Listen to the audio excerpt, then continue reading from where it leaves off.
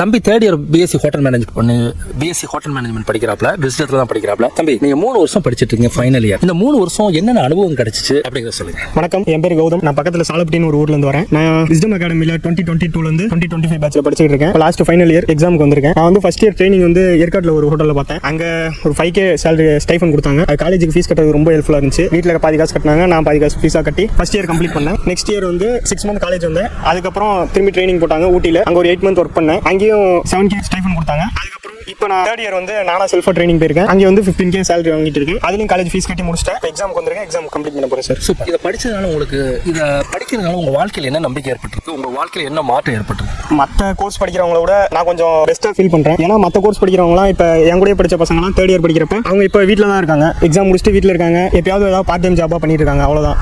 நான் வந்து படிச்சுட்டு இருக்கப்பே ஒரு 7 ரூபா ஃபர்ஸ்ட் ஸ்டார்டிங்கில் 5, அப்புறம் ஒரு 7, இப்போ ஒரு 15, வருஷத்துக்கு வருஷம் அதிகமாக சம்பளம் ஏறிக்கிட்டே இருக்கு. என்னாலையும் சம்பாரிச்சு வீட்டை பார்த்துக்க முடியுங்கிற ஒரு நம்பிக்கை வந்திருக்கு சார். சூப்பர் தம்பி, உங்களாலையும் வீட்டை பார்த்துக்கிட முடியும் அப்படிங்கிற. உங்க ஃபேமிலியை பற்றி சொல்லுங்க. அப்பா என்ன செய்றாங்க? இப்போ அப்பா என்ன பண்ணிட்டு இருந்தாங்க? இப்போ உங்களை எப்படி மதிக்கிறாங்க? முன்னாடி எப்படி எல்லாம் பேசுவாங்க? எங்க வீட்டில் வந்து அம்மா ஹவுஸ் ஒய்ஃப் தான். சும்மா 100 நாள் வேலைக்கு இந்த மாதிரி இதுக்கு தான் போவாங்க. அப்பா வந்து லாரி டிரைவரா இருக்காரு. அவரும் வெளியே போயிட்டு ரொம்ப கஷ்டப்பட்டு தான் வேலை பார்த்துட்டு இருக்காரு. போயிட்டு வந்தாருன்னா 2 மாசம் 3 மாசம் ஆயிரம் வீட்டுக்கு வரதுக்கு. முன்ன கொஞ்சம் வீட்டுலலாம் கொஞ்சம் வெளியே போறதுக்கு இதுக்கெல்லாம் கொஞ்சம் சண்டை போடுவாங்க. பசங்க கூட சேராத, இந்த மாதிரி கெட்ட பழக்கம் ஏதாவது பழகிடுவேன் அந்த மாதிரி எல்லாம் சொல்லுவாங்க. இப்போ அந்த மாதிரி என்கிட்ட யாரும் சொல்றது, ஏன்னா நானும் அந்த மாதிரி பண்றது எதுவும் இல்லை. அந்த ஒரு இது இப்போ நம்ப ஆரம்பிச்சிட்டாங்க. என்ன ஊர்ல எப்படி பாக்குறாங்க?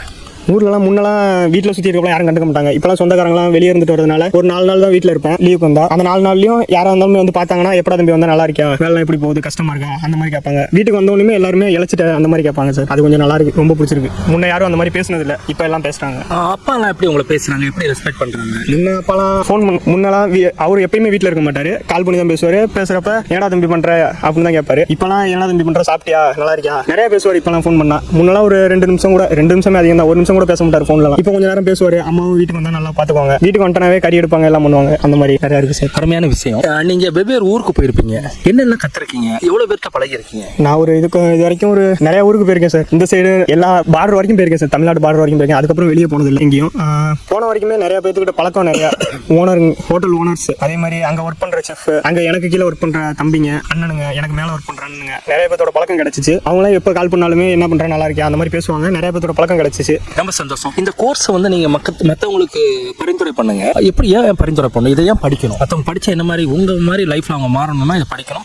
அவங்களுக்கு நீங்க என்ன சொல்ல வரீங்க? இப்போ 12th முடிச்சுட்டும் ஜாயின் பண்ணலாம், 10th முடிச்சுட்டும் ஜாயின் பண்ணலாம். 10th முடிச்சுட்டு ஜாயின் பண்றவங்க டிப்ளமோ படிக்கலாம். 12th முடிச்சுட்டு படிக்கிறவங்க இந்த மாதிரி பிஎஸ்சி படிச்சு எல்லாத்துக்குமே ஆப்பர்ச்சுனிட்டி இருக்கு, இல்லைன்னா இல்லை. ஆனால் பிஎஸ்சி படிச்சோம்னா இன்னும் கொஞ்சம் அட்வான்ஸாக போகலாம். எப்படின்னா கோர்ஸ் பைசா சரி, மற்ற வெளியே ஃபாரின் போகிறது, ஃபாரின்லாம் இப்போலாம் வந்து பிஎஸ்சி படிச்சிருந்தா இன்னும் ரொம்ப தேவைப்படுறாங்க, ஆள் தேவைப்படுறாங்க. ஹோட்டல்ஸில் நிறைய ஆப்பர்ச்சுனிட்டி இருக்கு.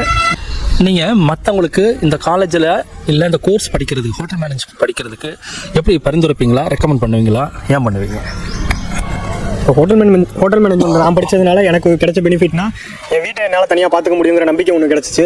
அதே மாதிரி அப்பாவோட கஷ்டத்தை கொஞ்சம் குறைக்கலாங்கிற ஒரு இதுக்கு நம்பிக்கைக்கு நானும் வந்துட்டேன். வீட்லேயும் என்ன நம்ப ஆரம்பிச்சிட்டாங்க. அந்த மாதிரி இப்போ உங்கள் ஃபேமிலியிலும் ஒவ்வொரு சிச்சுவேஷன் இருக்கும்.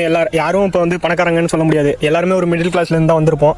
அந்த மாதிரி இருக்கிறப்ப நீங்கள் இந்த கோர்ஸ் வந்து இப்போ 10th முடிச்சவங்களா இருந்தாலும் சரி, இல்லை +2 முடிச்சவங்களா இருந்தாலும் சரி, என்ன இப்போ அடுத்து நெக்ஸ்ட் என்ன பண்ண போகிறோம்னு தெரியாமல் இருக்கவங்க வந்து என் சஜஷன் வந்து ஹோட்டல் மேனேஜ்மெண்ட் எடுத்து படிங்க. அது வந்து என்ன மாதிரி நீங்களும் ஓரளவுக்கு நல்லா சம்பாதிக்கலாம். இப்போ நான் இப்போதைக்கு என் வயசு 19 ஆகுது. நானே இப்போ 15,000 சம்பாதிக்கிறேன்னா இன்னும் என் வயசுக்கு நான் 20, 30 எவ்வளோ வேணால் நான் சம்பாதிக்க முடியும். அந்த நம்பிக்கை எனக்கு வந்துருச்சு. அதே மாதிரி நீங்களும் படிச்சிங்கன்னா உங்களாலையும் கண்டிப்பாக வெற்றி பெற முடியும். எல்லாத்துக்கும் all the best and thanks. ரொம்ப சந்தோஷம் உங்களோட ஸ்டோரியை வந்து சொன்னதுக்கு. உங்களுக்கு வாழ்த்துக்கள். தேங்க்யூ, நன்றி.